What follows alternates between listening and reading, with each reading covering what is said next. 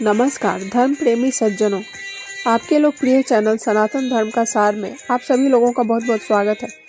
आज मैं आप लोगों के समक्ष गोस्वामी तुलसीदास रचित श्री रामचरितमानस के अयोध्या कांड से राम केवट संवाद का रोचक भावपूर्ण एवं कथात्मक शैली में विस्तृत वर्णन प्रस्तुत करने वाली हूँ, जिसमें दोहावली के साथ उसका भावार्थ भी समाहित है। भाषा को श्रद्धा, करुणा और लोक भावना से युक्त रखा गया है ताकि लोगों को स्वयं को उसी तट पर खड़ा अनुभव हो जहाँ प्रभु श्री राम और केवट का अद्भुत प्रसंग घटित होता है। आप सभी से एक निवेदन है कि इस वीडियो को पूरा देखें, स्किप ना करें और नहीं बीच में छोड़ें। साथ ही इस चैनल को लाइक, शेयर, सब्सक्राइब करना ना भूलें। राम केवट संवाद। राम केवट संवाद केवल एक प्रसंग नहीं है श्री रामचरितमानस में, बल्कि निष्काम भक्ति, समानता और प्रेम का अमर प्रसंग है। वन गमन का कठिन मार्ग।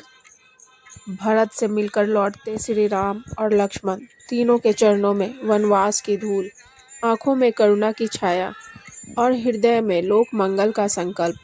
गंगा तट पर पहुंचे तो सामने अथाह जल राशि, मानो स्वयं गंगा माता अपने आंचल में प्रभु को समेटने को आतुर हो। पर नाव कहाँ? नाव है पर नाविक साधारण नहीं, वह है केवट, गरीब, निष्कपट पर अनुभव से परिपूर्ण। उसने सुना है कि प्रभु के चरण स्पर्श से शिला भी नारी बन गई थी। उसके मन में भय नहीं, विवेक है, संशय नहीं, श्रद्धा है। अयोध्या कांड रामचरितमानस का वह मार्मिक अंश है जहाँ धर्म, मर्यादा, त्याग और करुणा अपने चरम पर पहुँचते हैं। यही वह कांड है जहाँ श्री राम राज सिंहासन से वनवासी बनते हैं और राजमहल की शोभा त्याग कर लोक कल्याण के पथ पर अग्रसर होते हैं। राम का वन गमन केवल एक पारिवारिक घटना नहीं, बल्कि संपूर्ण मानवता को त्याग, कर्तव्य और समर्पण का उपदेश देने वाला आदर्श है। इसी वन गमन के क्रम में गंगा तट पर घटित होता है राम और केवट का अमर संवाद, जो भक्ति साहित्य की अमूल्य निधि है। अयोध्या से निकलकर श्री राम, लक्ष्मण और माता सीता गंगा तट पर पहुंचते हैं। चारों ओर शोक और करुणा का वातावरण है। भरत वियोग, कौशल्या का विलाप, अयोध्या का सूना होना, इन सब का भार राम के हृदय में है, पर मुख पर शांति और करुणा का तेज है। गंगा के उस पार जाना आवश्यक था। वहां एक साधारण सा केवट अपनी नाव बांधे बैठा था। वही केवट जो सामाजिक दृष्टि से तुच्छ समझा जाता था, परंतु जिसकी भक्ति अपार थी। केवट कोई साधारण नाविक नहीं है, वह निष्काम भक्त है। उसके मन में प्रभु के प्रति प्रेम है, पर साथ ही विवेक भी है। वह जानता है कि प्रभु राम कोई साधारण मनुष्य नहीं है। केवट हृदय हर्ष अति पुलकित, रोम शरीर राम रूप गुण गान सुनी, भय नयन जल नीर।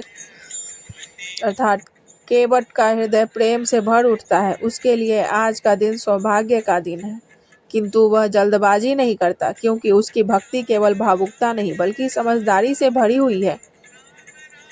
मर्यादा पुरुषोत्तम श्री राम केवट से स्वयं कहते हैं, भैया हमें उस पार पहुंचा दो। यहाँ ध्यान देने योग्य बात है, राजकुमार राम आदेश नहीं देते, निवेदन करते हैं। यही उनकी मर्यादा है। प्रभु बोले मृदु वचन सुनी, करुणा सिंधु सुजान, पार उतारहूँ गंग ते, धरि मम दासु पहिचान। केवट हाथ जोड़कर कहता है, नाथ मैं आपको पहचानता हूँ। आपके चरणों की धूल से पत्थर भी नारी बन गया। यदि आपकी चरण रज मेरी नाव को लग गई तो वह भी नारी बन जाएगी। तब मेरी रोजी रोटी कैसे चलेगी? यह तर्क सुनकर लक्ष्मण चौंक जाते हैं, पर राम मुस्कुराते हैं। नाथ चरण रज लागते, भय पत्थर सुजान, मोर नाव यह नाथ जी, कछु न जानी अज्ञान। यहाँ केवट का भय अज्ञान नहीं, बल्कि प्रभु की महिमा में अटूट विश्वास है। लक्ष्मण को केवट की बात कुछ कठोर लगती है। वे सोचते हैं, यह भक्त होकर भी संदेह क्यों कर रहा है? पर श्री राम लक्ष्मण को संकेत से रोक देते हैं। वे जानते हैं कि यह संदेह नहीं भक्ति की पराकाष्ठा है। राम हंसी बोले वचन सुनु केवट सुजान, प्रेम विवेक तुम्हारे यह अति अति महान। केवट कहता है, नाथ एक विनती है, पहले मैं आपके चरण धो लूं, तभी नाव में बैठाऊंगा। यह दृश्य भक्ति की चरम सीमा को छू लेता है। प्रथम पखारो चरण प्रभु, तब धरो नौका पार, यह न करो तो नाथ जी, यह भय मोर अति भार। मर्यादा पुरुषोत्तम राम सहर्ष स्वीकार करते हैं। उनके लिए भक्त का प्रेम सर्वोपरि है। माता सीता मुस्कुराती हैं। लक्ष्मण का क्षोभ शांत हो जाता है। केवट जल भरकर लाता है और कांपते हाथों से प्रभु के चरण धोता है। चरण कमल धोई प्रभु के, प्रेम पुलक उड़ छाय, जल बही गयो नयनन ते, गंग भयो हर्षाय। केवट उस जल को व्यर्थ नहीं बहने देता, वह उसे अपने ऊपर छिड़कता है, परिवार को बुलाता है और सबको चरणामृत देता है। धन्य केवट कुल आजु भयो, धन्य भयो संसार, चरणामृत पाई हरस, मिटे सकल भवसार। यहाँ तुलसीदास सामाजिक समानता का अद्भुत संदेश देते हैं। भक्ति में जाति नहीं होती। राम, सीता और लक्ष्मण नाव में बैठते हैं। केवट धीरे धीरे नाव खेता है, जैसे एक चप्पू से अपने जीवन के पाप धो रहा हो। नौका चली मंद मंद गति, केवट मगन स्वभाव, राम रूप निरखत रहियो, भूल गयो सब ठाट। गंगा की लहरें मानो चरणामृत पाकर पावन हो रही हों। किनारे पहुंचकर राम केवट को उतारने को कहते हैं और कुछ पारिश्रमिक देना चाहते हैं, पर केवट हाथ जोड़कर मना कर देता है। नाथ नहीं कछु चाहत हो, सेवक हो रघुनाथ, सेवा करी पावो कृपा, यह मोर सौभाग्य।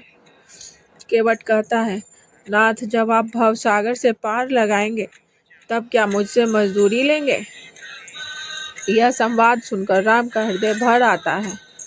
भवसागर पार करहूँ प्रभु, बिनु मोल बिनु दान, आज सेवकी मोल ली तो कैसे हो कल्याण। श्री राम केवट को गले लगाते हैं और आशीर्वाद देते हैं। तुम धन्य हो, तुम्हारी यह भक्ति युगों युगों तक गाई जाएगी। केवट धन्य तुम्हारे भक्ति, धन्य तुम्हारे विवेक, नाम तुम्हारे अमर भयो, गावत जग हर एक। तुलसीदास इस प्रसंग के माध्यम से स्पष्ट करते हैं, भक्ति में जाति धन पद का कोई स्थान नहीं। प्रभु भक्त के अधीन होते हैं। निष्काम सेवा ही सच्ची भक्ति है। विवेक युक्त भक्ति सर्वोच्च होती है। राम ही भक्त बस जानिए, भक्त विवेक महान, केवट जस जग पाइए, दुर्लभ अति सुजान। अतः राम केवट संवाद केवल एक नदी पार करने की घटना नहीं है, यह जीवन को भवसागर से पार करने की कथा है। केवट हमें सिखाता है कि भक्ति हो पर विवेक के साथ, सेवा हो पर निष्काम प्रेम हो पर अहंकार रहित। यही कारण है कि एक साधारण केवट राम कथा में अमर हो गया है। तो मित्रों, सज्जनों, आप सबों को मेरी यह प्रस्तुति कैसी लगी कमेंट करके अवश्य बताएं और इस वीडियो को लाइक शेयर करना ना भूलें और हमारे चैनल को सब्सक्राइब करना ना भूलें। हमारे चैनल पे आने के लिए आप सबों का बहुत बहुत धन्यवाद।